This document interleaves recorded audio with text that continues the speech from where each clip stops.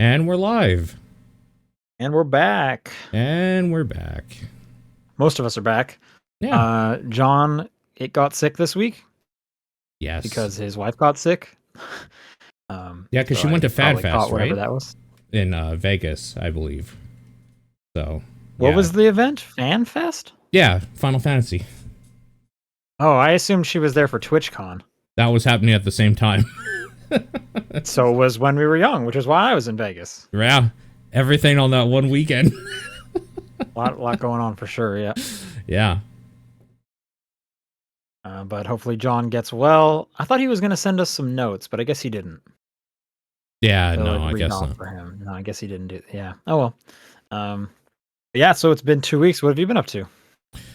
I mean, it's just been gaming. Like, we'll get into the nitty gritty of that, but that's pretty much it. I don't think there's anything movie or TV wise. Oh, I guess Loki has been kind of the TV thing that we've been doing weekly right now. I don't know how I feel about it. It's kind of slow, but it's fine. It's a thing to do.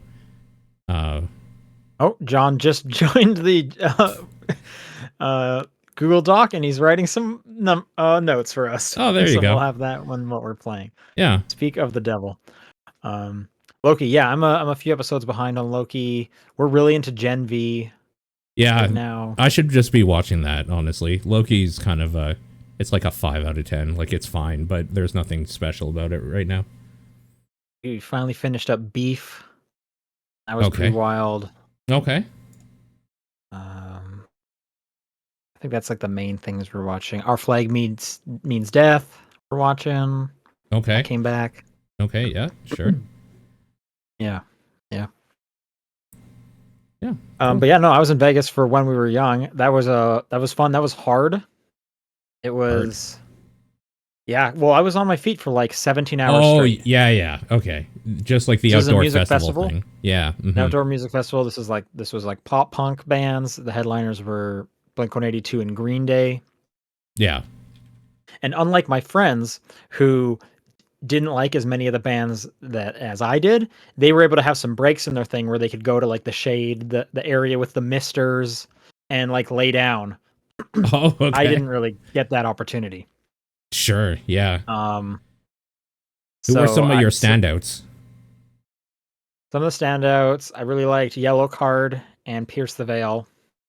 They were back to back, and I actually got like a shade spot for them because there was this one like camera tower, and it like the sun just moved onto me, and I was like, oh, this is the best. Nice. Okay. All Time Low was pretty great because I guess they have a new song with Avril Lavigne, so they brought out Avril Lavigne to sing the new song. Okay. Which I didn't care too much for, other than like, whoa, hey, Avril Lavigne is here. But then right after that, they went into Skater Boy, and I was like, okay, now this rocks. Okay, that's pretty good. Pretty good. Yeah, that was a fun one. I learned like the day before I went that Tony Hawk was going to be there skateboarding. Sure, why not? So I watched him skateboard, and then I was like, oh shit, because Goldfinger's going to be there. And yes, I went and saw Goldfinger and Tony Hawk perform Superman. They did it, and it was awesome. Okay, they did it. So there's the like gamer thing nice for everyone. That was pretty exciting. Nice. Okay, that's pretty cool. It was 34 degrees. That's disgusting. On my feet for 17 hours, 34 degrees. It was. That's why I'm saying it was hard. Yeah, it was a pretty rough day. We bought like some shirts, like When We're Young merch that shows all the bands on the back, and we had read on like the subreddit that they run large. So I was like, okay, I'll grab a medium. Yeah. Usually I'm like a medium or a large depending on the shirt. Sure. So I was like, well, if it's gonna run large, I'll grab the medium. No, they run small. Oh, so it's like really tight. This is a $45 shirt, the worst quality shirt ever. Oh no! Like, if I wash this, it's going to just fade. Like it is the worst. It is the lowest of quality. They are such a markup. Yeah. On this shirt. So, my girlfriend gets a small. I get a medium. So I give my medium to my girlfriend so that it like actually fits her.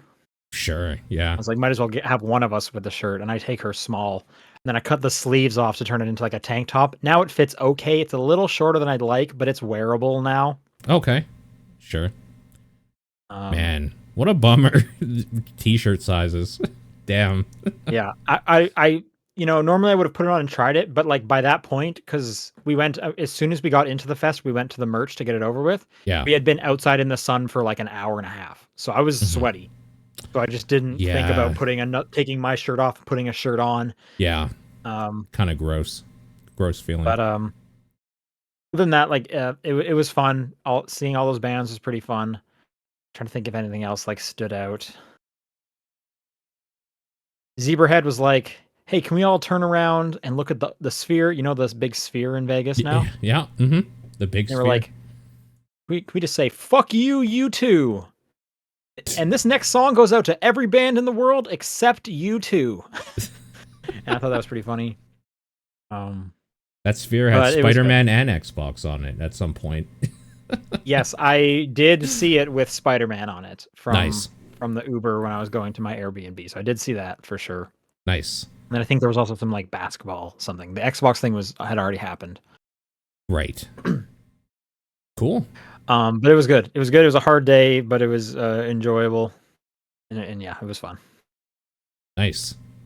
Yeah, there's a lot of really good bands at that thing. So yeah, for sure. I'm still pretty partial to last year's lineup, but it got canceled as I was walking to it, so at least I got to go this year. Yeah.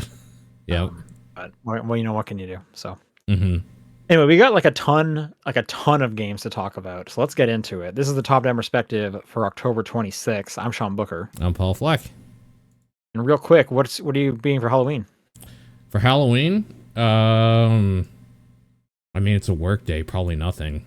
Like tired. I went to the Spirit Halloween and bought a hot dog suit. Oh man, okay, that's pretty good. I would definitely wear a hot dog suit for like an hour. Expect some photos on the socials of me in the hot dog suit. Okay. No, that's pretty great. Okay, what have you been playing, Paul? So this is our we've been gone for 2 weeks. Last week I played a game called El Paso Elsewhere. The elevator pitch for this game is Constantine mixed with Max Payne. So you are a character that is in an old hotel or motel in El Paso because you are trying to find and kill your ex, who happens to be Dracula, or female Dracula, I guess. But in this universe, apparently they got that part wrong, and Dracula was always a woman, and it was her or whatever. And you were kind of spiraling into madness while you're going basically down to hell to kill her or to whatever, because she's trying to do a ritual that ends the world or something. It's really good. That game is kind of maybe a little bit long in the tooth for what you do, because it is literally just going into a level and almost like Hotline Miami your way through it, just breaking down a door and just shooting a bunch of vampires and monsters and stuff in a room, going into the slow bullet time sort of thing while you're dodging attacks and shooting back and hitting things in the head and whatever. But I'm going to pause you there real quick while you keep talking. Okay. Since this is going to be the only episode before Halloween, I'm going to go put the hot dog suit on and come back, and then we'll continue. So you keep talking about El Paso Elsewhere. I'll be back in 10 seconds. Okay. Well, this should be interesting and good only for our video watchers. So apologies to any audio people, but I mean, it's 2023. Maybe hit up the YouTube once in a while, I guess. I'm sure that we'll take a picture or something.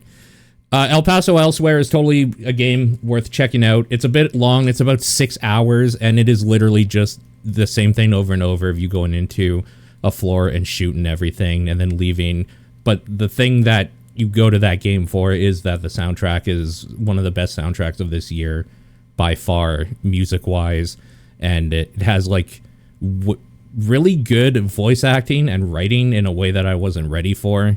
But again, the elevator pitch is, if you like Constantine and the idea of this noir guy, there it is, this noir guy killing a bunch of vampires, then that is definitely the thing for you. And it's $20 or whatever. It's highly recommended. But I mean, we're going to be talking about the biggest games of the year in a second here. So, yeah, that's definitely a hot dog suit.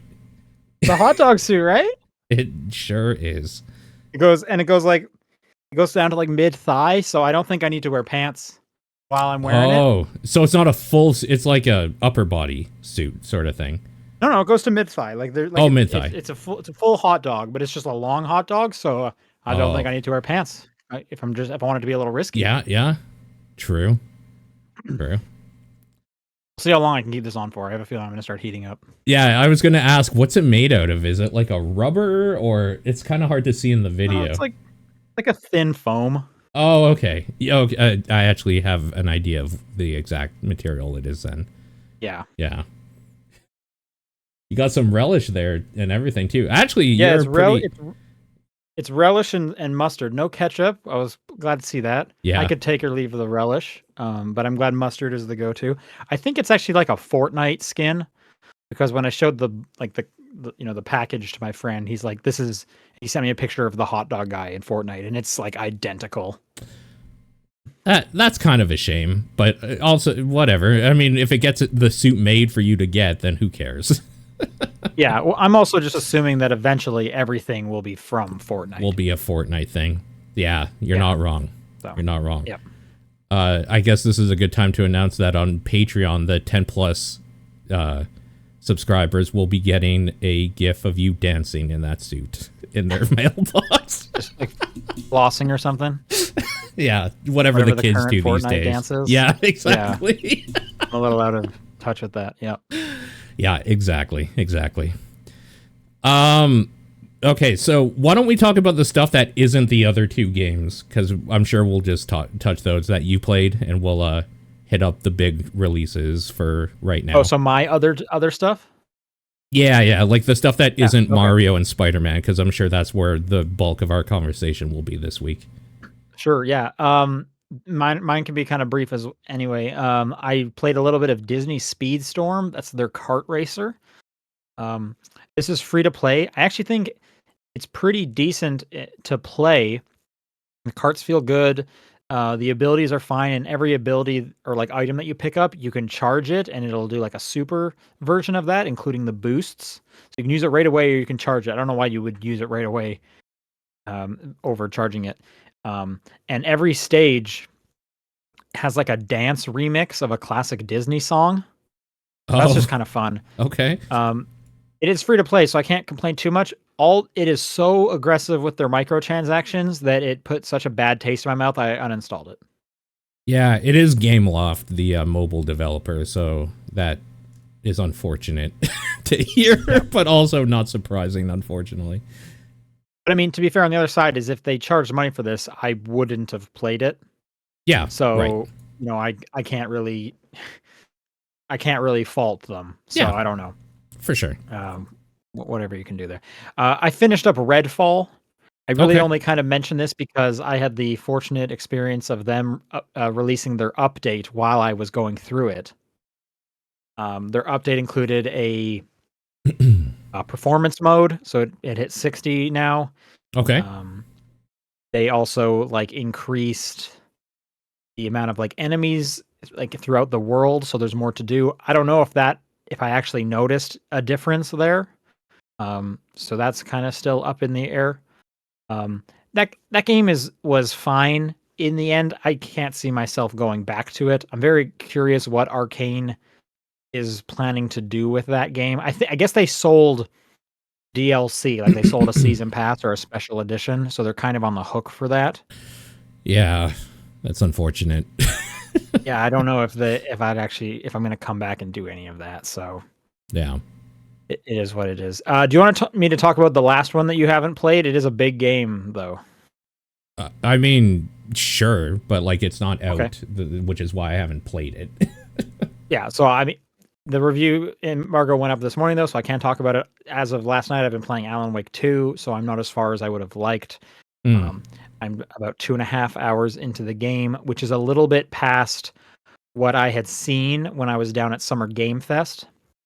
They basically showed off a 30-minute chunk that is basically like, you play about an hour of the game, then it's that 30-minute chunk I saw back in June, and I played about an hour after that.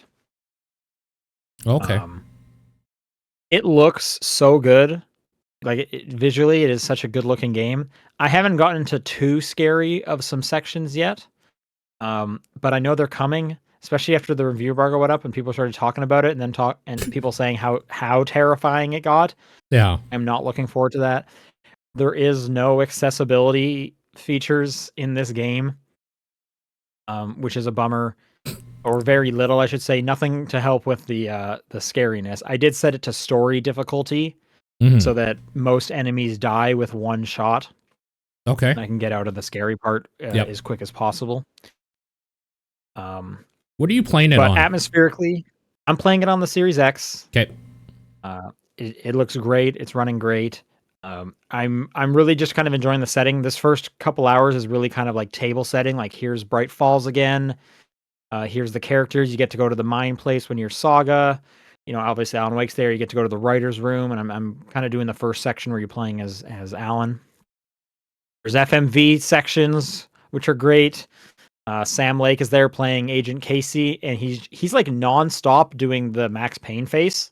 That's hilarious. Like every time there's like a close up, he does the face. In fact, in the FMV part, he just constantly does it. Like it's almost like he's looking at the camera and being like, "I know you want me to do it, so I'll just do it again. I'll just do it again for you guys." Like it's super self aware. If you liked Control, it references Control a whole bunch. Yeah, that makes sense. I'm glad. Yeah. So yeah, I'm liking all those Easter eggs. Sean Ashmore plays the sheriff of Bright Falls, which I don't think it's Sean Ashmore played the main character in Quantum Break. I'm pretty sure it's not a reference to that. They were more just like, we know this guy's an actor. Let's just bring him back in. So that was just kind of interesting to see. Yeah, I'm excited to play more of it. I'll talk more about it next week when I've dug into it more. But I am thankful to still have Mario to switch over to when things do start to get scary, and I need like a break before I go to bed. Yeah, fair enough. All right, let's talk about Mario Wonder. How far in are you? And just before that, I am going to take off this suit. It is getting hot. Okay. Not surprising. Not surprising at all. But I think my plans is I'm going to play through Alan Wake 1 and the other stuff this weekend first, and then hit that up. But yeah, right. Let's talk about Mario Wonder. How far in are you?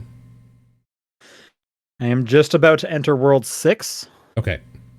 Cool. So I'm getting near the end, I guess. Mm-hmm. Yeah. So should we start? You finished it, right? Yeah, it's 100% completed. It's Jeez, yeah, it's a really good game. The best game this week. Well, it's a hard week to say that. I don't know about that.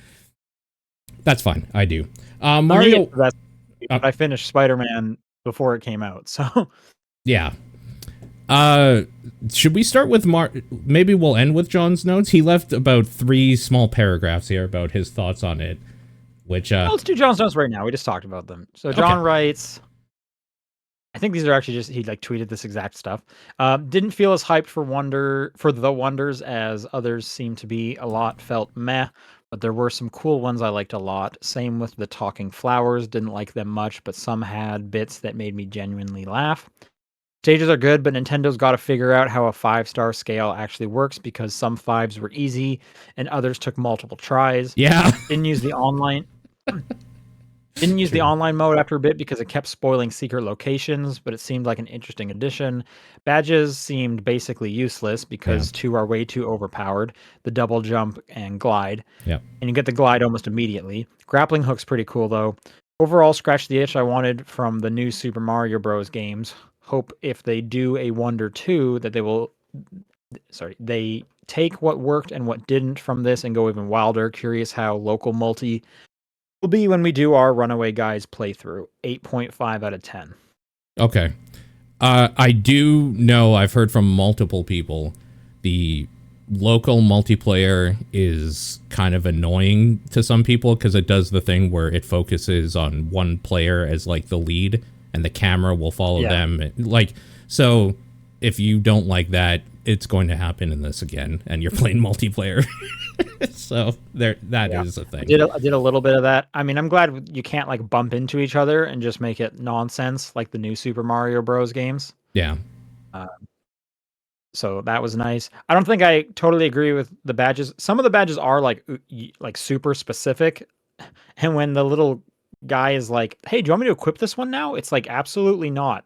Like, I'm Like probably every never time. using the swim one again. What are you talking about? It is Uh, weird how there's a badge to swim like a dolphin, and there's like 2 levels that utilize it fully in that whole yeah. game. It's very rare.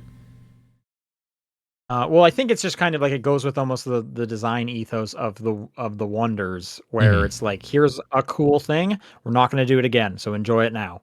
Yeah. Um, which definitely says something of like, here's so many different ideas, and I kind of like that. As there's kind of two trains of thought, and typically you would get like, here's a new mechanic. We're going to show you like 5 different ways the mechanic can be implemented, and we're going to challenge you. And then here's a really hard challenge with this mechanic, and let's move on. And they were just like, nope, here's 90 new mechanics. Let's Yeah. go. And you Yeah. get to do them one at a time. So it's, I'm sure there's fans of both philosophies there.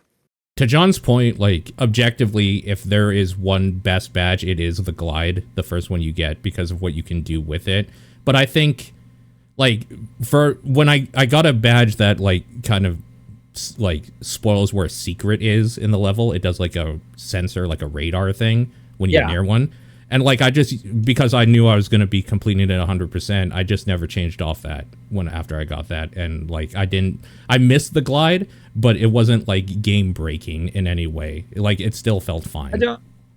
Well, I also don't really understand getting like upset about the badges. It don't equip them if they're to make things too easy. Like, you can, no one's forcing you to make the game easier. If you want it to be harder, make it harder. Um, I've been using the glide pretty much constantly. Yeah, And it's if I great. finish the stage and I didn't get both of the seeds, You go back like in. I missed, I go back in with Yeah. the radar one to like find it again, to see Yeah. what I missed, and do that. Like, I I'm not being competitive here. It's, I don't care. Like, I'm just, this is how I'm having fun. No, like, whatever. It got me excited because those badges mean those speed runs are going to be fucking crazy, and I can't wait to see it. There's like literally that speed run badge where you just go insanely fast to the point where it's hard to control, kind of. And like I can't wait to see people break the game with that, and then switch to certain levels where you need the dolphin, and certain levels where you need like a wall jump to break it or something. It's gonna be great. Yeah, or if they do like a, 100% Mario Wonder run, all invisible badge. Like, you have to do everything with the invisible badge or something like that. Like Like, challenge runs. Yeah, challenge runs are yeah, gonna yeah. be So crazy. I also think the grappling hook one was super cool. I've only done one stage with that, but it was like grappling stage number one, so I'm assuming there's at least one more. I could see Right. a whole game with that. That'd be pretty cool. A lot of these ones, it would be cool to see them like pushed further, and I would love that case. Yeah. I almost want like a Galaxy 2 style of like, let's just throw everything at the wall. Let's see what else you got, because they had some really cool ideas. Like, there's an early Wonder where they make it like a top down, where Mario's now walking on the wall behind the stage. Yeah. I just wouldn't even thought about that. Like, it's just, I love some of the ideas. There's one where he's like really long, and you have to kind of dodge stuff because of how long he is. That was super Yep. creative as well. Yep, that's a really good one. I really like the Wonders. I think they were fantastic because I wasn't really expecting like anything from them. I thought, okay, that's going to be a cute little gimmick every now and then. No, every single level has a completely game-changing thing that you have to do for a little bit to get like the seed or whatever, and it's great. Yeah. I loved it every time. Looked forward to getting it every single time. Yeah, it's like a level of creativity that I feel like the new series just did not have. Totally. Yep. Um, no, the new, like, I've never been like a huge fan of the new ones. My favorite one was probably the first one. I couldn't tell you like a thing about two. Like, Yeah. I can't even remember the last time I heard someone say anything about New Super Mario Bros. 2. It just feels like that all 4 of those games are utterly forgettable. Man, there's 4 of them. Yeah. Wow. Yeah. I guess there's 5 if you include New Luigi U. I didn't realize there was that many, actually. Yeah, because there's 1, 2, Wii U, Oh and yeah, Luigi. that's right. Yeah. Man. Like, I'm trying to think, like, so is like 3D Land was the last side scrolling one? Yeah, and That was a while ago. I mean, that Get was that. that was one of That was my faves 3DS. too back then. I Yeah, really liked that that. one's real good for sure. Absolutely. Hmm. People are saying 2 was bad. Yeah. And they're saying the Luigi one's different enough to be fun. I didn't play that one. I guess I missed out on the good one, but anyway. It's the way it always goes. Yeah. I'm just gonna use John's notes here as kind of a jumping off point. So we talked about that. I thought the talking flowers were fine, and sometimes they actually got a really good chuckle out of me. So I like them, and people need to chill out. I've seen so much weird hate. Like, listen, I get it that if you're speedrunning it, you're not gonna want to hear that shit over and over and over again.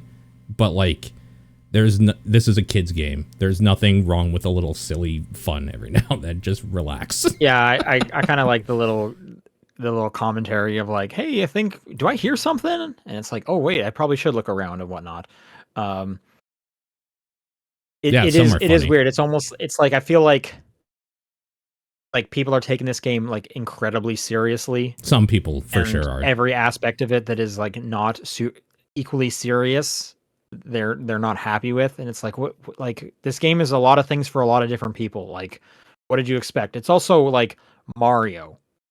Like what did you expect? Come on. So I like that. And as well, John mentions he turned the online off because it was giving away secrets. I love that. Those stages that are like Mystery Park, those are just nonsense. Yeah, I was going to bring those up. Those are actually the worst stages in the game. They're fucking terrible. They're designed to be complete bullshit, and the only way they're like doable is with other people. So the idea of like, let's turn all of the little signposts. So I guess for those who don't know, let's explain it real quick. For those who don't know, you get entered into this kind of like large-ish stage, and you have to collect 5 things in order to complete the stage. Those 5 things are just hidden everywhere. And random like invisible blocks and shit everywhere. Yeah. Yeah, they're completely hidden. And there's an online mechanic in this game. It's kind of an asynchronous online where if you're connected to the internet, if you press like down and X, you can drop like a wooden stand of your character. Yeah. And that'll show up in like other people's games if they're connected to the internet. So you'll enter this bullshit stage and you'll see some of these. But the key is you can only see these stands, or you can only drop these stands on a place you can stand. So if you see one up in the sky, you know that there's signals a to you, there. Okay, something had to have happened here so that person could stand. So maybe there's a hidden block underneath. Maybe you were able to push a pipe over underneath it, something like that. So it kind of gives you a hint of like, hey, you should be doing something over here. Right. If you didn't have those, you would literally just be jumping every pixel, hoping to find a block. I mean, that's what I did because I fucking hate the online feature. I don't like it, so I didn't use it. That's not... So you're with John then? I am with John in that those levels are fucking terrible, and they're easily the worst part of this game. Like, they're fucking awful. No. I think they're terrible on purpose to so that you want to use the online, and then that's what I like is, okay, what do I need to do over here? So I really like the online aspect of this game. Because yeah, why would you want to play those stages just pixel hunting? Well, that's what I mean, is that those stages shouldn't fucking exist, period, because they're so bad. And the online is not a useful solution to you? Like you're not saying that why would I because of the online? It's not okay that I have to do a certain thing that I don't want to do just because they can't be fucked to make a normal stage, or just not include them. There's enough stages. You don't need those. There's like 4 of them in the whole game. Just don't have them. But by that logic then, couldn't you just not play that stage? Just move on. You like you said, there's enough stages. No, I have to because it's there to get 100%. That's the problem. Okay, so there's not enough stages. Without like, I would rather you replace them with something better. Yes. I like that there's different. Like, it's a completely different way of approaching a Mario stage, or at least the other stages in this game. So I like having them, and I'm playing the whole thing online because I like seeing the other characters during the courses. I like reviving other people. I like getting revived by other people. Like, I'm not trying to do this like, all right, 1 life, here we go. Ultra competitive Mario, let's do it. So I'm totally fine using them to respawn and stuff like that. Yeah, I don't like the online, so I'm not using it. Okay. Yeah. Yeah, his thing about the special world, right? I'm sorry? You did all the special world, obviously? Oh, yeah. Yeah. Those were, I mean, they're just challenge rooms, basically, but they were fun. That's kind of to John's point also of, like, some 5 stars are like, yeah, this is one-shottable, pretty easy, and some 5 stars are like, okay, this is ridiculous. So their scaling is off, but that just might be a problem of only using 5 stars in general. I'm also going to assume it's just like it's going to be different for different people. Like maybe some people are really good at wall jumping, some people are not. I haven't finished the wall jump one yet. I'm kind of leaving the special world to the end because that's what I did. Yeah. Not that I'm like short on lives, but it definitely makes me run through the lives a lot faster, and I'd rather save that for when the end when I don't care about the lives. That's what I did. I should just go to the shop and buy lives because I've maxed out the purple coins that are completely useless. Oh. Yeah, what do you use? I ran out of purple coins. Are you not buying the standees then, really? So once I hit 999, I was like, I guess I'll go buy some standees. Yeah. And then I found out, oh, it's random. And it's not random for what you don't have. So it is random until you get the shop. I mean, let me finish in the challenge area, the like Star Road thing. And then you can pay a little bit more and you will always get one per character that you're missing one that you don't have. Right, but they will still give you ones you do have. No, they won't. Just the special one, or because the regular shops will? The regular shops will for 10 coins, but at the special shop in that area, you can say, I want a standee for just Mario.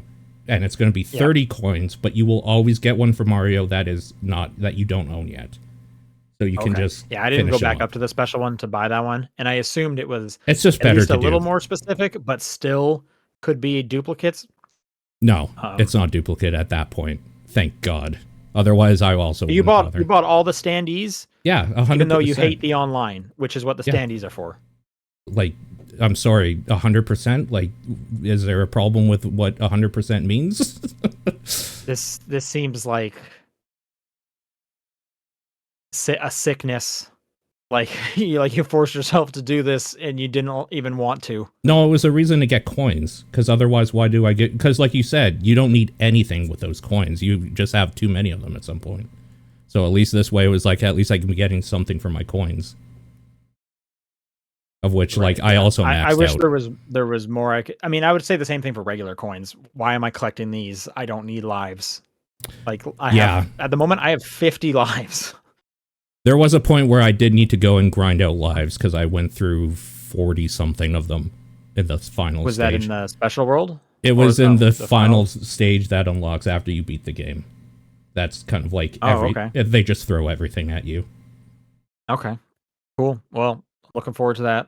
Yeah, it was fun for what it's worth. It's just that I didn't realize that I would go through that many lives. Also, really liked. I think it's World 3. Is that the desert? 4 is the desert. 3 is the waterfall land. Okay, so I liked World 4 then. Having to like kind of find the stages hidden in the overworld. It is cool. Yep, that one's cool. Who did you play through the game as? Daisy. I just did Mario. I could not care less about these characters. So I actually wanted God, I don't even remember his name now. The rabbit guy or whatever. And then when I moused over him or chose him, it's like, this is baby mode or whatever. I'm like, oh. Yeah. But I wanted to see what Nabbit? Nabbit, yeah. I was like, but I want to see what he looks like as an elephant, and it says like they don't transform either. So him and Yoshi. Yeah, it seems weird. Like, I like that they have that option, but why not just let that option be something you could turn on for any character so that anyone can play as whoever they want? Like, why lock it to Yoshi's and Nabbit? Agreed. Especially because, like, I kind of wanted to play as a Yoshi or Nabbit as my character, but I didn't want to, like, I still wanted to be able to get hurt by, like, a Goomba or something. Like, I don't want funky you want mode. some challenge. Yeah. Like, otherwise, why am I playing this game? Yeah. Kind of a bummer. Yeah. Good game. How long did it take you? How many hours do you think you put into it? 14. All total. Okay. Yeah, it seems like this one's kind of on the shorter side. It's short. Yeah, I feel like it's pretty short. And the pacing is so that, like, I never felt bored really by it at all. Like, every stage is so different and there's cool shit that it went by really, really quickly. I was actually surprised that I was nearing the end of the game when I was nearing the end of the game. Yeah, well, I think it has like the least number of stages. Maybe just me. That's just me Maybe. just assuming because a lot of them are just those like break time. Do Yeah. this like one little thing in here, and they count that as a stage. So you'll get into a world, and Yeah. there might be like 10 levels in the world, but 5 of them can be done in literally 10 seconds. Yeah, and some of them are You do literally this just the one kind of challenges. tricky jump, the end. Yeah. Yeah, some of them are just like, what are we even doing? It's jump over this thing. Okay, it's done. Like almost like a WarioWare stage or something. It's weird. Almost, yeah, for sure. Cool Yeah, game. or like the ones that are like the music ones, and it's like Yeah. you just want me to keep bouncing and collecting these things. Like this is almost mind-numbingly easy. Like what are we doing here? Yeah. Yeah. How did you feel about Like Sorry, go on. I was gonna say the idea of them gating off any areas because like, do you have enough seeds? It's like I got twice as much as you're asking for. I was literally born with more seeds than you're asking for. What is this? Yeah. Exactly. So God, what was I gonna ask you now? Oh, how did you feel about like the music stuff? I thought those were really, really cool. I like when a stage would end or have kind of a big like thing happen with like a music part or whatever. I thought those were neat. It's cool. I also saw the little Easter egg where if you have the Pro controller, it will, when you're on the music notes, it'll vibrate at different frequencies so that the controller, which does not have a speaker, Yeah. will play music using its vibration haptics. I didn't know that. That's cool. It's pretty cool, right? Yeah. That's great. Wow. I like the reactions that the enemies will have. Like, if you come across a Koopa, that Koopa's like eyes like narrow, and he's like, "Let's go, motherfucker." Yeah. Whereas if you come across a Goomba, that thing is scared because that Goomba knows I'm literally the alpha predator of this entire universe. Yeah. Unless you Like, meet up there's with nothing Mario has not killed. unless you meet up with a Galoomba and they try to bite you. Like, yeah, they all have a Galoomba? personality. They're the round Goombas that like were introduced in okay. Mario World, I think. Oh, also the fact that you can throw directly up in this game is great. I'm glad they brought that back. Was that not a normal thing? It hasn't been a thing since Mario World, I believe. You couldn't throw directly vertical, only forward. So that was cool. But you could do that in Mario Maker though, right? Yes. Yeah. In Mario Maker, in Mario World specifically, you couldn't in the other. Oh, just that one? Yeah. But I mean, most people, I feel like a lot of people just use Mario World in Mario Maker anyway. Maybe for that reason. That does seem to be kind of the default. Yeah. And anytime you see like a new Super Mario Bros. Stage in Mario Maker, it's like, what are we doing? Have some like self-respect. I definitely agree. That like you're just being contrarian now. Like, stop. Choose the right one. Or if you're a little artsy, choose 3. Yeah. 3's great. Yeah, like, it looks good. so much cooler. They all look great, and then the new Super Mario just looks like the most bland. It's so boring looking. Yeah, I think this game looks really good too. I wasn't sure from the first trailer, which is the only thing I actually saw previous to this, and but playing it, I really fell in love with a lot of the art style and stuff they do, especially with Bowser. I love the like green evil look and the fact that he's basically Calamity Bowser just floating in the sky looking menacingly at you. It's really good. There's a ton of extra animation. I think I saw a headline that was like, because of the Mario movie, they wanted to put more animation in there. But yeah, like going into a pipe and the hat staying behind, so he like grabs it. Yeah, he comes out of pipes like swinging. There's just like a ton of little extra stuff. Their run animations and facial expressions, like it's very good. It's yeah. I love it. It's a really good Mario game. Absolutely. Yep. Having a great time. I hope they make some DLC for it. I doubt it. They didn't do anything for Odyssey, and that would have just been like easy based on their level structures. Yeah, they seem content on letting all of their stuff die after they release it, which is unfortunate. Yep. All right, let's talk about Spider-Man 2, which I am currently playing and you finished a while ago. Yeah, so as everyone knows, I was playing it for a few weeks. It was my game of the week each week. Uh, you guessed it. Spider-Man 2 is really good. The only thing I can really say against it, it is just like it is not a vast difference. It is not an evolution of Spider-Man. It is just more of those other two games.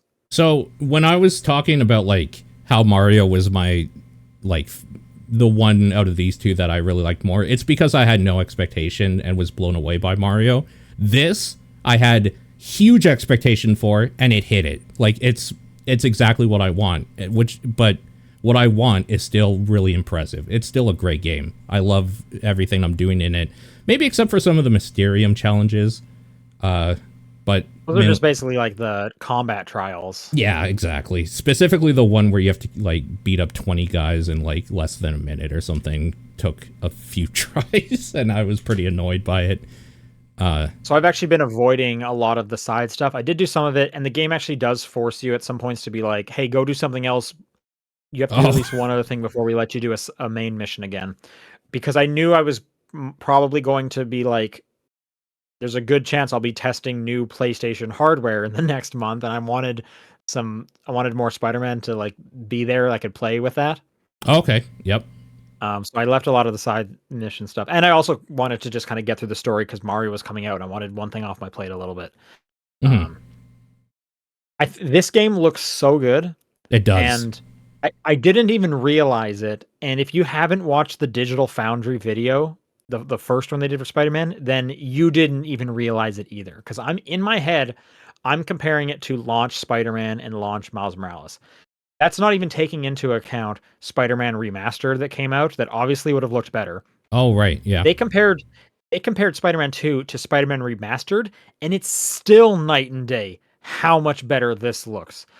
So if that is interesting, I cannot recommend it enough. Go watch that video because you probably are thinking that it looked similar to Spider-Man 2. Not at all. And no, it did not. It looks so good. The density is so much better. Can we talk about that fast travel? It's insane. It is actually like kind of like mind breaking how fast you can just fast travel. It is like, you know, when they say when technology meets a certain point, it's basically magic. This is video game magic. What they did with that fast travel, it's so good. Like you hold the triangle button down for like 2 seconds, and you're there at most, and you're just there. Yeah. There's no little screen or anything. You're just there swinging. Like, and it's not like a specific point, so that they have each of those like subsections kind of cached. You can fast travel once you've unlocked it to anywhere within that borough. Yeah. Yeah, it's crazy. That was great. Did you do the Black Cat mission thing yet? Yeah. So to like the point I'm in the story is Peter had literally just got the black suit. This isn't spoilers because everybody knows he's going to or whatever. Yep.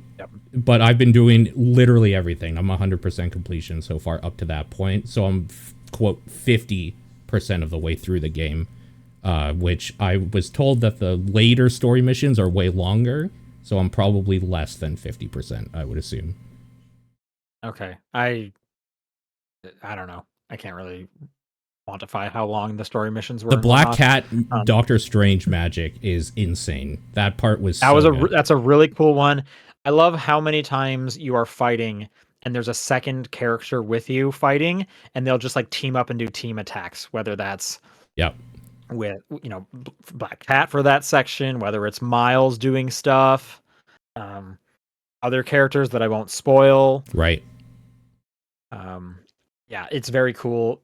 I want to do more of the side stuff because Insomniac came out and said that they wanted to make all the side missions feel meaningful, and the ones I did do absolutely feel meaningful. I'm guessing there are like the Marco stuff, because that's kind of the first one that they really threw. The Marco one, but there's just like random like side missions on the like friendly neighborhood app that you'll come across. Mm-hmm. I'm not including the like literal random like red triangle pop-up ones. Those are just nonsense. Don't do those. It's a waste of time. Yes. Yeah. Agreed. But anything that actually has like a marker on the map, there's like a narrative element to it, and they will like they'll sometimes even connect to other ones. There's a whole subplot one about a cult called the Flame. Yep. That ends pretty spectacularly. Like it's really great. Absolutely. Yeah, those side missions are very good, and they're basically just small like campaign side stories that are done in like one or two missions. I guess the Flame's 4 technically, but yeah, I no, remember, it's whatever great. it is. Sure. It's great. Yeah, it's really really good. I think the powers are new, right? When you hold like L1 and square to do like a lightning punch, those are new for this one, right? I don't remember. The amount of stuff you have definitely is, because you have the L1 and R1 kind of. You have like the Spider-Man The R1 powers are like gadgets, and the which gadgets. I think you had gadgets You did. before. Yeah, you did. But I don't think you had like the powers, because like in this one, Spider-Man has like the extra arms, which you definitely didn't have in the first game. And then Miles would have had the electric attack, so maybe they introduced it in Miles. I can't quite remember. Miles definitely had the Venom like punch and stuff, I believe. But you're right. I think Peter didn't have that. Maybe he had more gadgets. I don't remember. I don't remember either. It's been 5 years. I think that was a 2018 game. Yeah. I think people are confirming what I was saying though. I was gonna say too, where you were like, you probably thought they looked apart. I was gonna say, nah, because I played those other games on PS4, so I knew this looked better. Just from, I didn't play any of them. Well, I played the first one on PS4. Yeah, you played Miles on PS5, right? I was gonna actually ask you, did Miles do the fast travel thing, or is that new to this?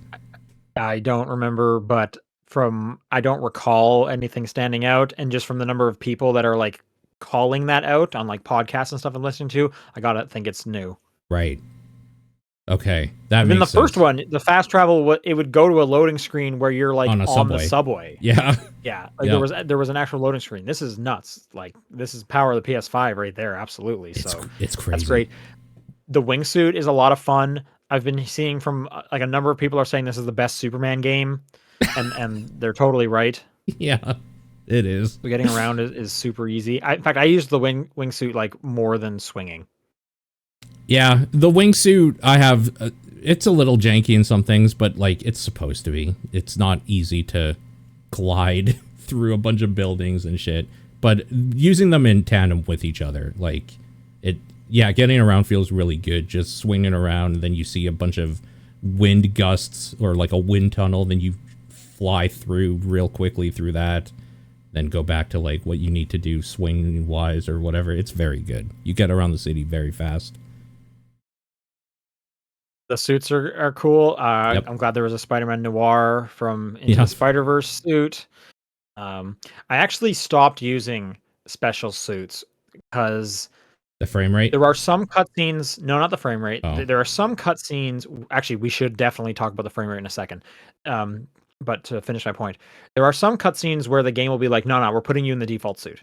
Yeah, and then you know that a big story thing is going to happen. That's how I found out when Peter Parker gets his suit and whatever. Yeah. There are other cutscenes where there were also like main story campaign missions where they'll keep you in your suit. So I'm not 100% sure what the distinction is, but there was a time. I'll give you an example. I was using Miles. I had the suit where he has Spider-Cat in his backpack. My favorite one, Bodega Cat. Yeah. I had that suit equipped, and something happened in a cutscene where Miles, a villain came up behind him and tased him, stabbed him. I don't actually know because the cat's geometry was in the way. Oh man. Okay. So I was like, okay, he did something to the back of Miles, and now Miles is knocked out. And after that, I was like, well, I'm using the default suit for the rest of this entire game, because that sucked. That's a bummer. Okay. Yeah. I've just been kind of like, when I unlock a new suit, I wear it for a little bit, and just to kind of get the feel of it. They're all good. I like them. I was like that too, and then that happened, and I was like, well, going back to the default suit, and maybe once I finish the story, I'll put on a different suit and do side stuff, but I don't want to experience that again. I've also had just a few bugs. In fact, the final cutscene, parts of characters just disappeared. So like, for example, someone's chest was gone, and I could just see like where the bottom of like the head model stopped while they're doing stuff. I've had like webs disappear. Yeah. So there, there's like a tug of war match happening, but like no one but it almost looks like they're using the Force.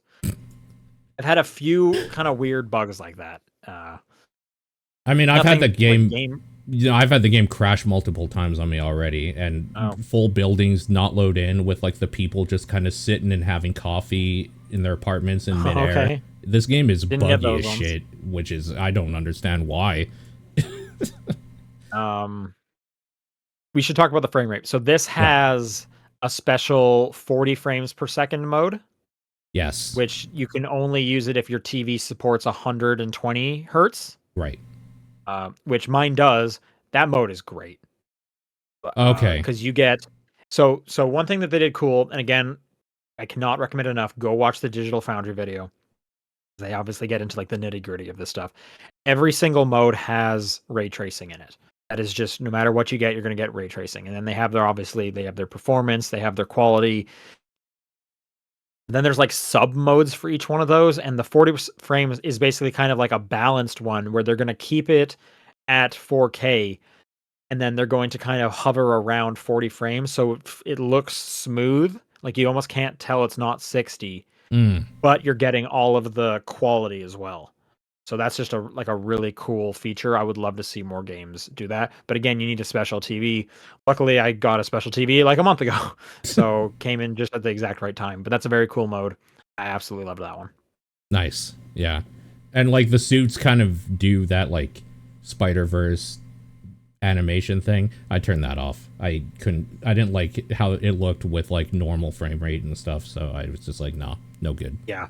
I was the same because I bought the Noir one and then it's like, hey, you unlocked this. And then I tried and I was like, nope, I'm too used to like having crazy frame rates now. I don't want that. I love that you can turn that off. That's good. You can. At the same time, though, when I did buy Noir, they give you visual sound effects, and I kept that on for the rest of the game. Oh, okay. Okay, that's pretty good. Yeah, you'll get like effects. Bang, pow, whip while you're fighting. Yeah, I like those. Those are awesome. So I kept those on. Yeah. Nice. Yeah. The story so far has been great. I really I was saying the cartoon that I grew up with, I know there's been multiple Spider-Men or whatever since, was kind of the 90s animated one back in the day.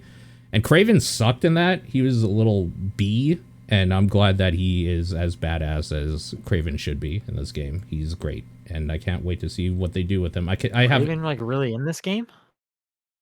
So far, yes, he's the main bad guy because the Kraven. Happened. Sorry, for some reason when you said Kraven, I was thinking Vulture. Vulture. I was like, well, the Vulture got captured, but I don't think it did much against the Vulture. Yeah, Kraven's cool. He's a badass in this. I love it. I don't want to say like story stuff for you. Of course, yeah. I think the performances are great from everyone, pretty much.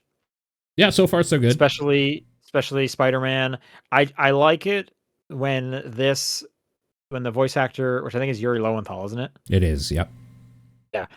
Anytime he's yelling about something, it's usually like a pretty climactic moment. Yep. It's just a really great performance. I think back to the final fight in the first Spider-Man where he's like yelling at the villain, and then there's ones this time where I just don't even want to like spoil anything, but there's a lot of great performances, and anytime he gets heated, it's like this is just very enjoyable to be fighting while listening to this voice work. Yeah, for sure. Yeah, no, they all have been doing very good so far. I can't wait to see. Now it's only story that I can do for a while until I have a couple things that haven't unlocked yet, which will finish off the rest of the side stuff. I have like every few places has like a question mark still for something that's locked off, like one or two things. So I'm pretty sure when I hit that point, I'll just do all of those and then finish the game off. But so far so good. I'm enjoying it. Some of the side content also, like some of it's very good and fun. Some of it is very much still though, like, I'm Spider-Man. Why the fuck am I helping you get a date? Like, this isn't my problem. I don't care. Like Miles? Yeah, for like where he's like doing some favors for the college kids or whatever. It's just like, what the fuck are we doing, Miles? Come on, man. I mean, that seems very mild. A lot of his stuff is centered around the school, so Yeah. that seems kind of accurate to that for sure. Yeah. Yeah. No, it's good. It's a good time. Okay, with all that, let's do some news. There's a lot of games to talk about. We got a good chunk of news to talk about. Why don't you start us off? You put these here. I was coming into the dock earlier this week to put this exact one that you had already gotten, so I'm glad you mentioned it. I mean, I thought this was hilarious. So, Yeah. a while back, for people who might not remember, we used to get NPD numbers pretty regularly. And I think from this guy, from Matt Piscatella, one specific, we don't do NPD numbers anymore, really. Mainly because I guess we don't get them. But one thing that was interesting is there was one new Wii U sold in the United States in September. So One. Like literally one. brand new. First time. I'll just read his tweet. One new Wii U was sold in the US in September. First time a new Wii U sold since May of 2022. Last time a new Vita unit sold was in November 2021 when 3 were purchased. So that new You gotta Wii U, just like wonder, like, who. First off, it's a new one. So is this like, yeah, are people just like, as a store, just kind of finding this in the back? Or was there like a display unit? They're like, we're finally taking this down. Like, that's so old. Why would they have, like, yeah, I don't know. I don't know. It. If I remember, hang on, I'm gonna look up an article. One Wii U. And I love it because Okay, so it was the Polygon one, and I just really liked the subhead on this one. So the head of the article is Nintendo sold a single new Wii U in the US this year, and the subhead is, was it you? Reveal yourself. And I would love to know who's buying a Wii U in September 2023. Yeah, I mean, if you did, write in topdownperspective@gmail.com and Absolutely. yeah, I would love to. So that was interesting. Weird statistic. Yeah, I like that one. And something that I like, but I kind of hate what it is that there is a website. This is bittersweet. Yeah, there is a website for people that like stats or whatever.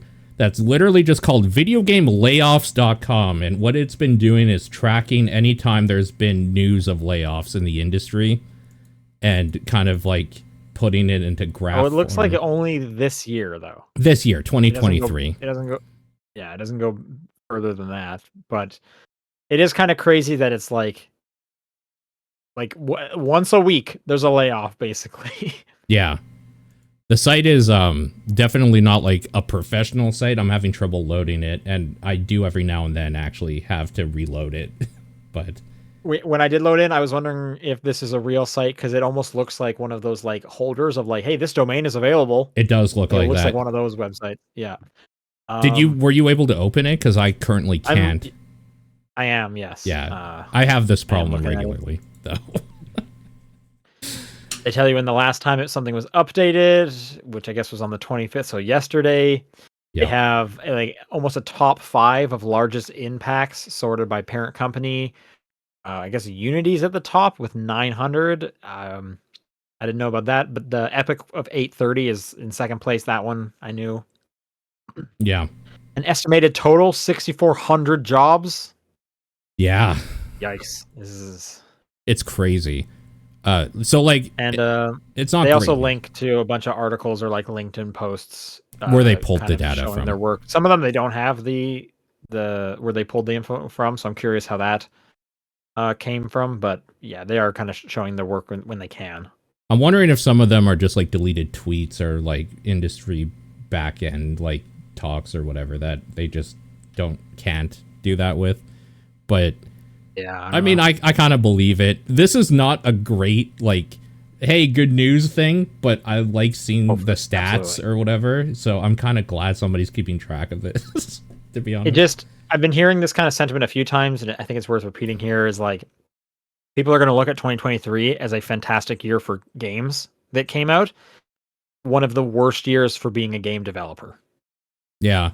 Well, it's interesting because the take I've heard some devs say is like, no, 2023 is good for game releases. Like, these games that are being released this year like were made like years ago when the boom was happening or whatever. So it's not that like this year is great for games or whatever. It just means 2023's or 2025's games are going to be garbage because everybody got laid off in 2023.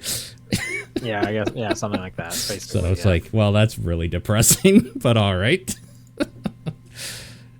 So yeah, I just wanted to throw that in here because since we talk about this stuff semi-regularly this year, it's kind of interesting to have it all laid out. Oh, that is interesting, and I didn't know about that, so that's good to see. Okay, PS5 got a little bit of news that was revealed on the upcoming Slim model. The new PS5's optical disc drive requires an internet connection to pair the disc drive and PS5 console upon setup. I guess it's okay. It's kind of weird. Although, if you're someone who bought a discless version and then chose to do this upgrade, at some point you had an internet connection, right? You were using this with the discless option. Yeah. So it shouldn't be a huge deal. It is just still a weird requirement that the optional disk drive would need this. And I guess I'm assuming it's to prevent people from like modding these disk drives to just like trick the PS5 into thinking, "Oh yeah, that disc is in there." So I'm not surprised, but it's weird to kind of see. Yeah, interesting. I'm trying to think of what. So it might be partly due to Section 1201 of the Digital Millennium Copyright Act, DMCA, as the internet knows it, which says that it's illegal to circumvent a technological measure that effectively controls access to a copyrighted work, which in this case is the firmware on the disk drive. Interesting. So I don't know. I don't know what to think about this myself, but I'm looking at the retweets or whatever. People hate this. People are very honestly mad. Like I said, I there's probably a world where someone gets that optional disk drive, mods it so that when it plugs in, the console sees, "Oh, you have every single game in here right now. Cool. Let me load them up for you." Yeah. You know, like who this would suck for is you're at home or whatever, you have your PlayStation, everything's fun, then you're like, okay, I'm moving for my job or whatever. You go to a new place, you don't have internet for a while, you're like, that's fine, I'll just go buy a drive and I can still play my games. Oh no! But like, yeah, at that time, you don't have discs anyway, I guess, because you were playing everything online, so I don't know. This is weird. It's a very kind of niche situation because, like I said, you at least existed in a scenario where you were fine without a disc and you had the internet. Yeah. So and then something happened. So I can't imagine that's actually going to affect that many people, and it's probably just something that, you know, weirdos who are into physical media a bit too much are gonna grasp at. Yeah. Yeah. Over on the Xbox side, the Activision Blizzard buyout happened. Right. Yep. Actually, these are all kind of connected. We can talk about this all at once. Yeah, so this happened not this most recent week, but the week before that. It finally was finalized on whatever the Friday was. I guess the 20th, probably. Was that the Friday? Yeah, because that's when Spider-Man came out, right? Yep. Yeah. It's happened. Activision is a part of them. A few kind of key details there. Phil Spencer came out and said none of the Activision games are going to be coming to Game Pass until 2024. There's no surprise drop or anything like that. So wait and see. That makes sense. I'm curious to see when, like, do you think Call of Duty, like the new Call of Duty, I guess not this year's, next year's, do you think it's a day one on Game Pass game? I would have to imagine they would want it to be, because that's like, I mean, that's probably most of the reason they wanted Activision in general, right? It's Call of Duty. Well, they say it's king. That's actually fair. It might actually be king. But like Call of Duty's obviously up there with king and it stuff. Would be weird if they were like, because everything else goes on Game Pass day one that's under their umbrella. It would be weird if they didn't do Call of Duty day one. And just because, well, this is the most popular, you know, console game ever. And so it makes all the money. It would not be a great look. But I guess we'll see next year. If they do though, for Game Pass on PC, WoW no longer needs a subscription because you get it through Game Pass, that's going to revitalize that game. Like, that game has kind of been dying for years now. Like, if you didn't have to pay $15 because you have Game Pass and you could just install and play, like, the new expansion or whatever, people are going to go back to that game in droves for, like, a weekend and then leave it or whatever. That's going to be huge for that. I wouldn't be surprised. I mean, they gave, like, was it League? Where they gave, like, everything? Everything, yeah. So, yeah. I wouldn't be surprised. Sure. There's also a lot of questions like, do you think BattleNet goes away? Yes, I do. I hope Just gets incorporated into the Xbox app? Yeah, because I think we've already seen the beginnings of the death throes with this stuff coming out on Steam. Yeah. I still think people are just going to get upset about that because people are weird about launchers. Totally, yeah. Yes, they are. Let's see if there was any other news following. Oh, Bobby Kotick is going to remain at the company until at least the end of the year. Yeah, that makes sense. Of course he was. His email to the company read, Phil has asked me to stay on as CEO of ABK, reporting to him, and we have agreed that I will do that through the end of 2023.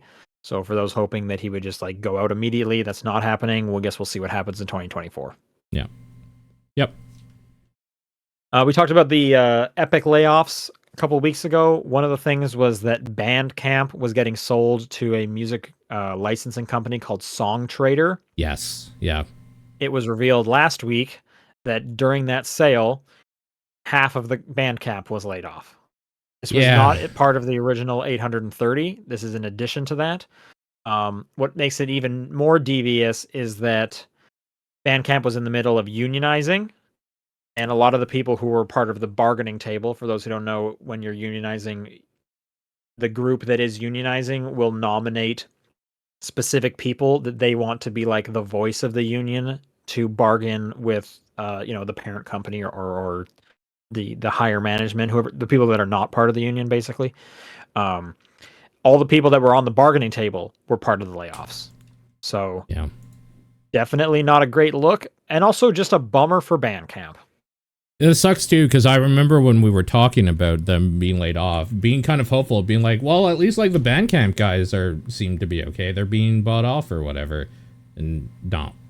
No, they aren't, actually.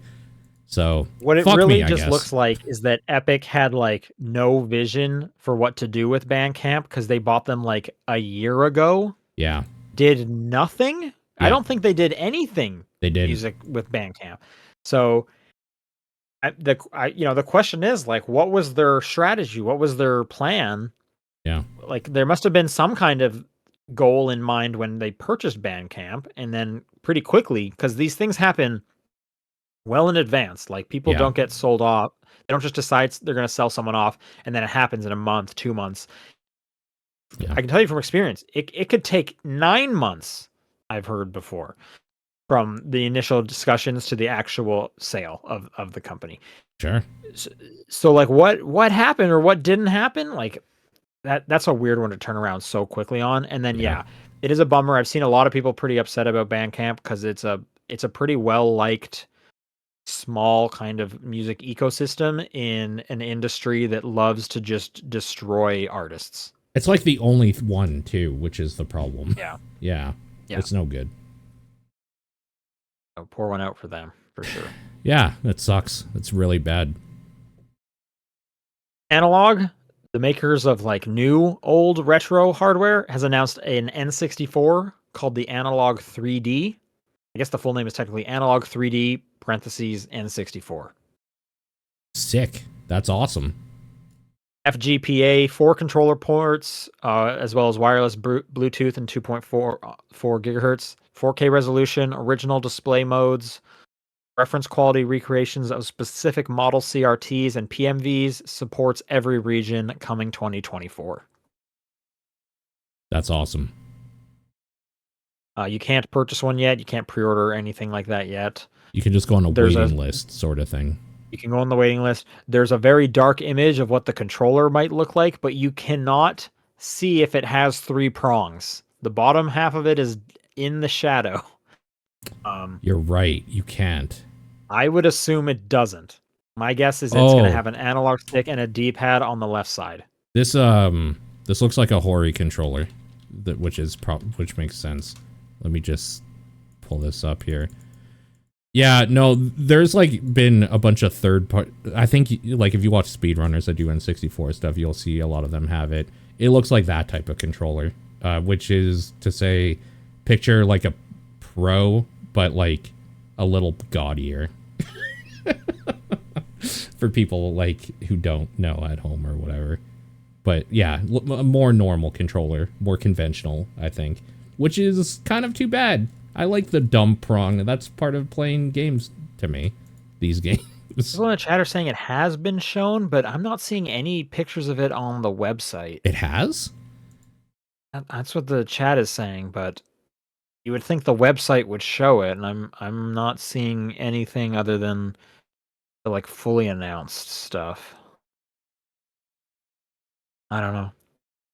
I thought. Anyway. Oh, they're saying I thought it was shown. Maybe it hasn't been. But Okay. if you look up Hori mini controller for an N64, I think it's going to be pretty akin to that, just not as round, but the same idea. Last bit of news. Best Buy came out and announced that it's ending sales on physical movies and TV shows in 2024. It will continue to sell video games. The quote here is, "State the obvious, the way we watch movies and TV shows is much different today than it was decades ago. Making this change gives us more space and opportunity to bring customers new and innovative tech for them to explore, discover, and enjoy." So what are they replacing it with? Like more fridges? I don't understand. Probably, yeah, right? Fridges, TVs. More TVs, I guess. Phone cases. You know, man. Lightning cables, or maybe not because it just switched to USB-C. I guess. I mean, to be fair, like when I think back to it's been a long time since I've been at Best Buy. The movies and TV section didn't take up like that much floor space. Right. The Best Buy here, when I used to go, that even 10 years ago was only like 3 shelves. Like it wasn't much. Yeah. So yeah. Weird. So I mean, I'm gonna look for all those cheap discs. Yep, there's for sales. some movies when those eventually stop doing it. Totally. But this is going to happen to games. For sure. 100%. Do not be surprised when this happens. You can quote me on this. 100%. I agree with you. Yeah. It's unfortunate, but it's the way it's going. This is life. This is how it's going to happen. Like, you got to stop fighting it and just accept it. All right. True. Let's do some questions. If you'd like to send in questions, topdownperspective@gmail.com, at TDP Podcast on Twitter, the Discord channel, or John's P.O. Box. We had episode titles sent in, but with John calling in sick at the last moment, we'll push them to next week. Yep. So that he can be there to enjoy them. Yep. So this first one comes in from Dead that writes, "The newest Muso game is Sonic Warriors. How much money would each of you need to be paid to beat it?"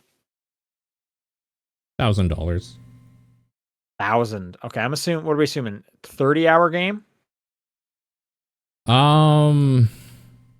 Here's the thing. If you ask me during a lull of gaming, maybe it goes down a little bit. But as of right now, there's so much other shit, you would have to pay me pretty decently to do it. I'm going to assume 30. I'm going to assume 30 hours. That's just as assume like 30. Average. 30 minimum, let's say. Yeah, 30 hours. Well, they just said I have to beat it. So I don't have to like 100% it. So right. So I just have to beat it. Yeah. I'm going to say, let's say 30 hours. I would probably do it for $400. Even with like everything else you could be doing with your life right now? Yeah, I think 400 is worth it. Yeah, I'll do it for $400. 400? At the end of the day, I'm still playing video games. Yeah. I'm gonna stick at 1,000 because I just don't want to. But if you paid me $1,000, I don't want to either. I would. But like, I'm literally thinking about it. And if someone gave me $400, I'll play a 30-hour game that I'm not enjoying. Also, this game isn't hard. No, none of these games are hard. No. So... Oh, and also you have to buy me a copy of the game. You need 1,070 or whatever. Yeah, that's just my fee for you taking up that time of my life, basically. Rasterman7 writes, "What's better, 2 consecutive 4 days labor week, or a 3 days one followed by 5 days one? Both options have 4-day long weekends in between." Oh, okay. So in the first week, you're doing Monday to Thursday, and then the second week, you're doing Tuesday to Friday. So you're getting a 4-day weekend. And then Yes. in the second scenario, you're doing Monday to Wednesday, and then the second week you're doing Monday to Friday, like a normal one. So you're getting the four. I think it's the 2 4 days. It And then is. I don't, and you know what? I don't even want it to the 4-day weekend. I want to do Monday to Thursday, Monday to Thursday. I'm a 4-day work week. I am a proponent of that. Yeah. Let's change society. There's no reason why people need to be going in for 5 days. 4-day work week is where it's at. My life has gotten considerably worse in the last month when I've had to go to 5 because of idiots that I work with. And it gets proven. You know what I keep seeing? I keep seeing headlines that the 4-day work week is a success. I don't think I've once heard that the 4-day work week wasn't a success. Yeah. I No don't. one's writing that article. We just need all the I mean, boomers to just fucking die already so that we can change things. They're the only ones keeping this shit up, honestly. And making us go back into the office? Are you kidding me? Well, unfortunately, that I can't get away from. Well, no. Why do I go in? I spent all day doing spreadsheets and stuff. You can do that at home. You can absolutely. I've done it at home. When I've been sick before, I needed to get paid, so I did my work at home. What the fuck? Yep. Welcome to my life, man. Motherfuckers. BGC Kenny writes, "What gaming opinion do you have that results in this?" And then they put the picture of the dude from Tangled with all the swords. It just wouldn't let me copy and paste it. At the time, it was that the Mass Effect 3 ending wasn't so bad, but people have kind of, like, shut up about that. That was a hot button topic for that time period. Sure. Yeah, I remember being okay with it, because I guess I just didn't care enough to, like, yeah, it was get fine. upset. It was totally fine. People need to chill. I'm trying to think. Game opinion that I have that everyone else hates. I didn't, like, hate Redfall, so maybe that. Oh, yeah, like for this year, what would that be? Oh, Tears of the Kingdom. I'm just trying to think of anything recently. Tears of the Kingdom is just kind of like mid to bad. Like, it's not great.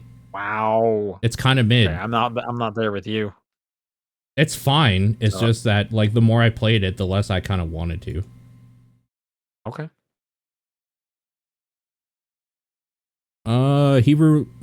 Hebrew Lantern writes, Kirby just swallowed you. What ability does he get?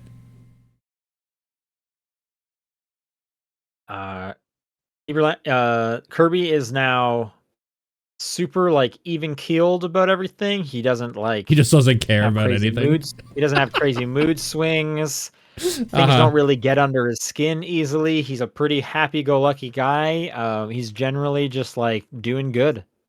Yeah, he's very a hot neurotypical. Dog now. Kirby is neurotypical. Yeah. What ability does he get?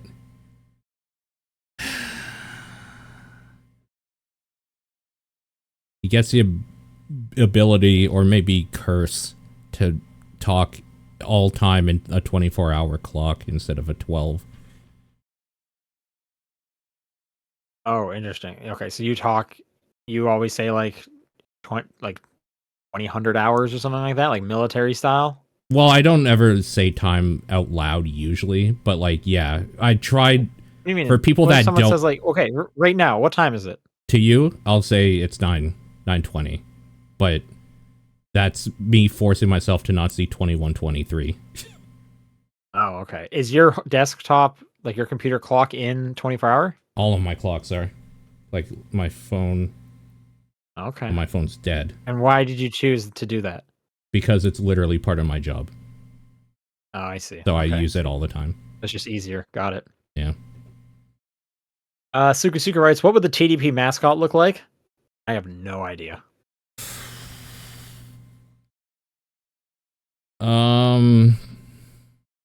It would be purple and gold, because Sean and I both agree those are the best colors. Purple and orange. Sure. Whatever. Purple and orange is good. The only thing I could think about is something to deal with, like, ways you look. So whether maybe that's glasses, maybe that's like a binoculars, something about like looking. That's all I could think of, but I don't know. No, not a hot Spyglass, dog. monocle. A hot dog is not the mascot for TDP. Stop it. Yeah. Stop. I mean, I love hot dogs, so that's not the end of the world, but I don't know why it would be a hot dog. Because we keep getting that stupid sandwich question. Or at least we did. And hot dog suit. And the hot dog suit. You're I'm just perpetuating if this. I'm gonna wear, if I go out and wear this suit, if I'm gonna get the question, if someone's gonna pose the question to me. Oh man, you better think of like a witty retort every time. Because every retort has happened to that. Like it's been all over Reddit all the time. Yeah. Yeah, it would probably be like a shitty like genie, just an evil genie or something. A genie? Okay, maybe a genie. Yeah. It probably would be. Yeah, that's a good one. Hayes Hero X. Right, let's make the TDP podcast a drinking game. What rules should apply? Here's an easy one. Drink every time the host mentions a TDP game. That already exists. It already exists? Well, the fact every time we're like, it's a top-down perspective, we always say take a drink. Like that, we already do that. Yeah, okay. Yeah. That one. I thought you meant the drinking game in general. Okay. No. I wish. What else?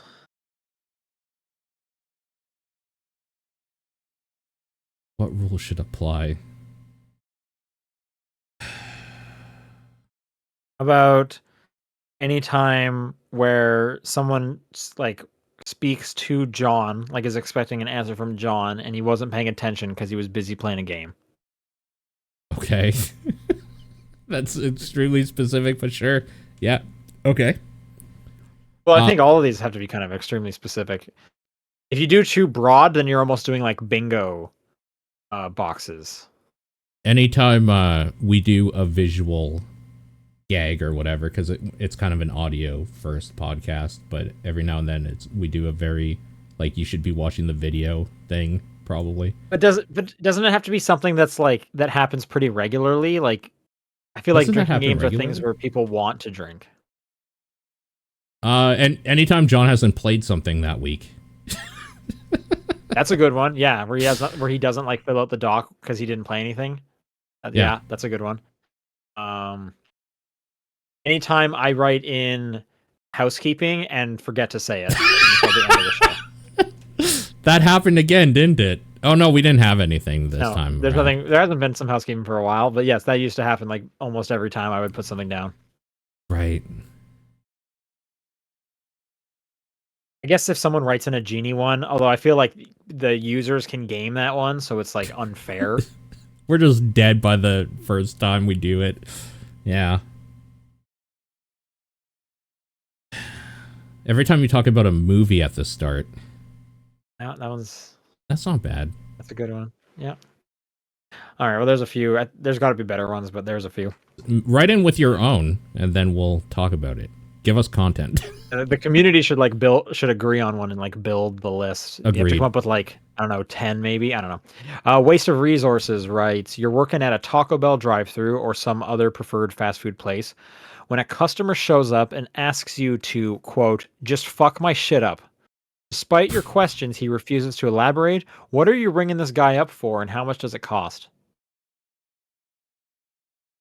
So this let's stick to Taco Bell just to that's fine. Bring it in a little bit. So this is like a good thing. I just want to make sure that like things haven't changed. Fuck my shit up is like I want you to like just give me something crazy, right? Not like I want you to actually murder me or something like.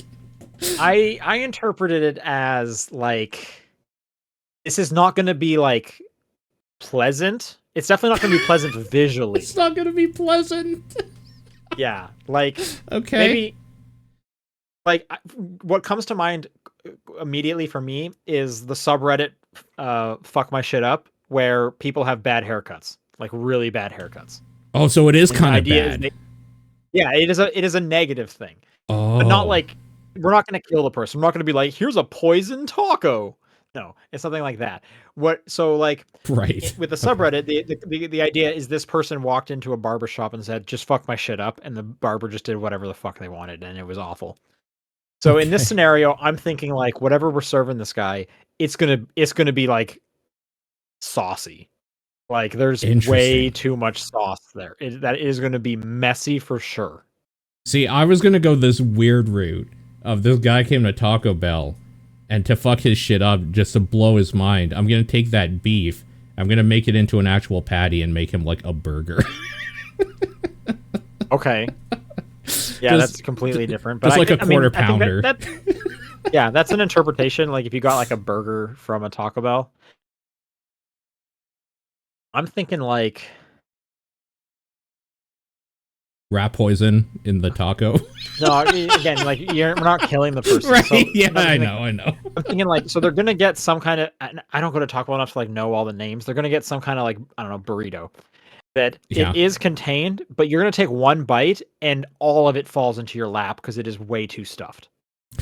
Oh, Or yeah. Like a. Do you remember the Crunchwrap Crunchwraps? Supreme? Yes. but it's all lettuce. Oh, okay. I was thinking like a double Crunchwrap where you like basically do a Crunchwrap in a Crunchwrap sort of thing. Just double up. So it's this. Would you even stupid notice that? puck. Wouldn't that just feel like an extra like it would be extra doughy? Like there's extra like It would, but you would have a shitload of that tortilla? crappy cheese sauce in between.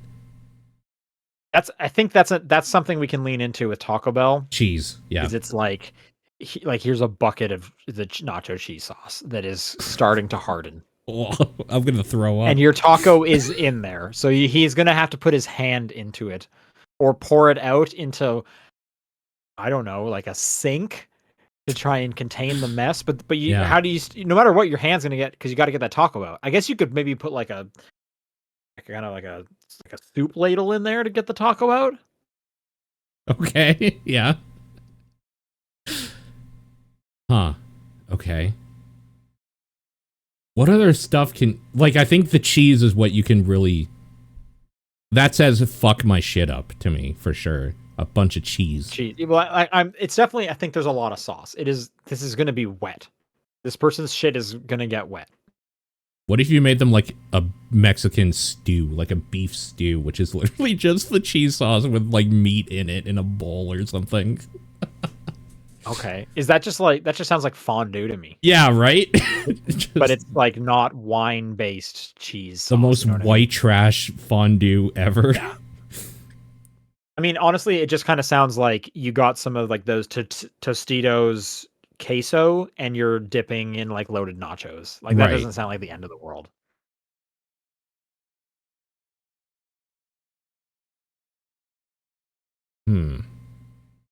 And for how much it costs, I have no idea. I haven't ordered from a Taco Bell in literally years. 99 cents? Yeah, I don't know. $20. Rip them off. Phantom Aegis writes, Ahoy TDP crew, what are some of your favorite video game creepypastas? It could be because of the absurdness, storytelling, or fascination. They have some examples here, and the only one that is familiar to me is Lavender Town. Right. I barely remember that. I don't have an answer for this. Lavender Town's good. There's a bunch of good, weird Pokemon ones. Like, wasn't there something with Drowsy killing a bunch of kids or something by, like, forcing them to drown themselves in a river? Am I making that up? There's something like that where he, like, hypnotizes them and they drown. Is that whatever Ben Drowned is? Maybe. Another example here. I know Herobrine is like a Minecraft thing. NES Godzilla. Do I know that one? That one doesn't sound familiar. Isn't this where Slender Man came from as a creepypasta? I'm sure. Yeah. I'm sure it did.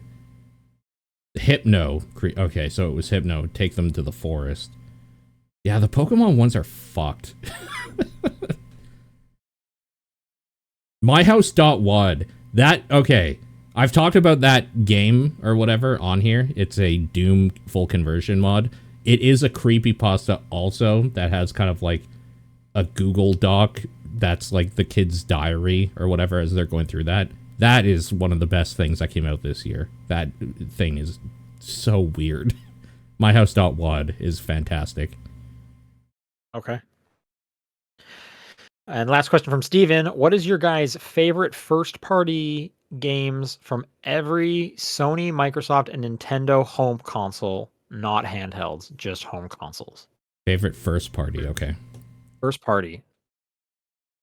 Let's go through. Let's just do them in order. Let's do Xbox first. Favorite Xbox game.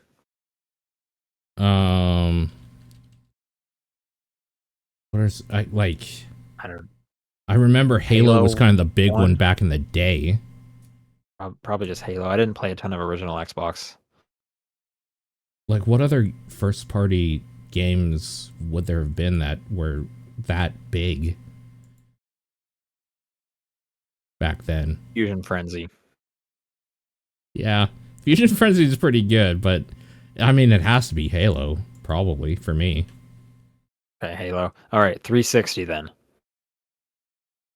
It's probably like Gears 2 for me. Sure. Yeah, probably Gears. Xbox, they don't own Rare, right? No. They don't. Rare's independent. Cause I was say maybe Viva Pinata. Yeah, it's probably Gears 2. Or maybe like the first Forza Horizon. Okay. Xbox One. Yeah.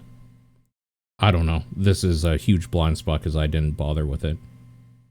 Xbox One. What are some first party Xbox One games? Yeah, I'm just trying to think. Like there was still some Gears of War. There was still some Halos and Forzas.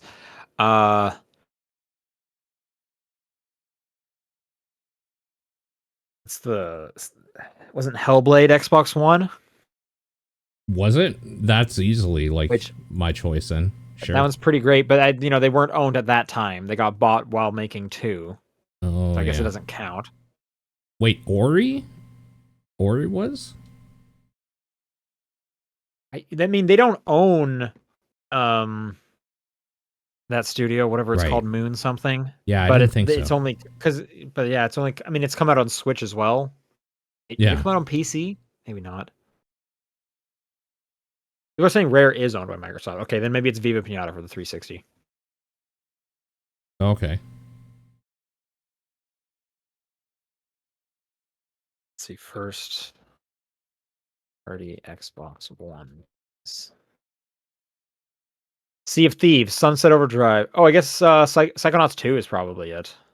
Oh, okay. Some of these are hard because they like just came out, but I guess they still they still count. Can work on that system. So stuff like Hi-Fi Rush is on there, Pentiment. Yeah.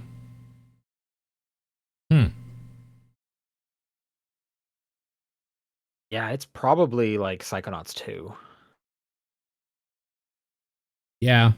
Like, oh, see, these are also just saying first-party Xbox games that the thing came up with, so it's kind of hard to tell what this list is actually saying. Yeah. I would have put Psychonauts 2 as a Series X title, but is it I didn't know it was on the Xbox as well. Yeah, it looks like it is on both.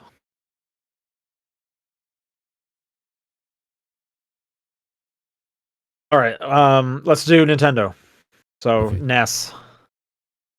Oh, Mario 3 and 2 for different reasons. Yeah, Mario 3 for me. Okay, SNES. Chrono Trigger is not first party, so I guess it would probably be World. Yeah, it's probably World. Super Metroid close behind, and Link to the Past also probably in there. Link to the Past. I'd still pick World myself. And 64 is going to be Ocarina of Time for me. Yeah, I'd agree with you. Ocarina. And then, sorry, N64, and then GameCube, it's going to be Melee. I don't think... No, they didn't own... Okay. I don't really know what first-party games otherwise that on the GameCube that I cared about. Mario Kart, Zelda, Metroid, Prime, Mario Sunshine, if you're a sicko. Out of Pikmin, Luigi's Mansion, Animal Crossing. That's a good one. Animal Crossing. Yeah, none of these games I give any shit about, basically. maybe like Wind Waker's or like Zelda. Wind Waker's a good one. Yeah, Yeah, Zelda. I love Wind Waker's fantastic. I'm still doing Melee. Oh, the Wii. Oh God, man, the Wii. Wii I Sports. was gonna say, I guess Mario Galaxy. I'm trying to think. This is like some of my like least favorite versions of all of the like the core games. Yeah. Okay, so then Wii U. Oh, Mario Maker. Yeah, Mario Maker, easy one for Yeah. sure. And then Switch. It's a hard one. Like it's probably either Breath of the Wild or Odyssey. It's probably Odyssey for me by like a lot. I really Right, love and Odyssey. PS1. Oh man. This is gonna be a hard one. The PlayStation ones for a bit there. So they didn't own. I would have said Final Fantasy VII, but they didn't own Square. They didn't. I think Crash was them though, right? Like Crash Bandicoot. Wasn't that just Activision? Crash? That was Naughty Dog. Oh, okay. Yeah. I'm thinking Spyro. You're right. So they're oh right, Spyro, yeah. What other first party things did they kind of have that time? They did a lot of like they were all third party stuff, a lot of their stuff.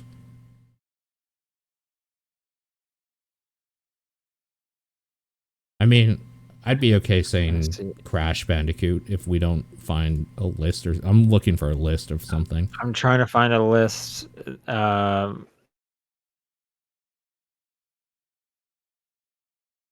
A lot of these I just didn't like play, so it's hard to like. I've liked the Wipeout series, but I don't think I played the first Wipeout. They're saying Twisted Metal in this list. Maybe that's your answer. Yeah, Twisted Metal. Twisted Metal is really good. What about Siphon Filter? Did they own? I don't even know who did that. I don't know. This list is not in alphabetical order. Oh wait, now it is. Okay, weird. I really liked Siphon Filter games for a while. Parappa? Pass on PS1. Yeah, Okay, PS1's PS2. Hard. Okay, PS2. And now the games coming to mind are all third party. I'm thinking of the Dragon Ball Z Budokai games. I'm thinking of Final Fantasy again. There are so many games on this list. Holy shit.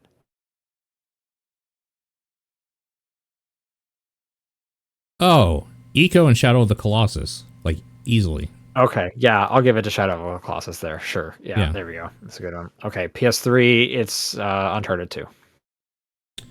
Yeah, it opens up a bit on PS3. Uncharted 2 is good. What other things were there? Like Last of Us, right? Infamous. I found a list here. I'm just gonna quickly look through, see. There's obviously Gran Turismo all the time, Ridge Racer all the time. Yeah.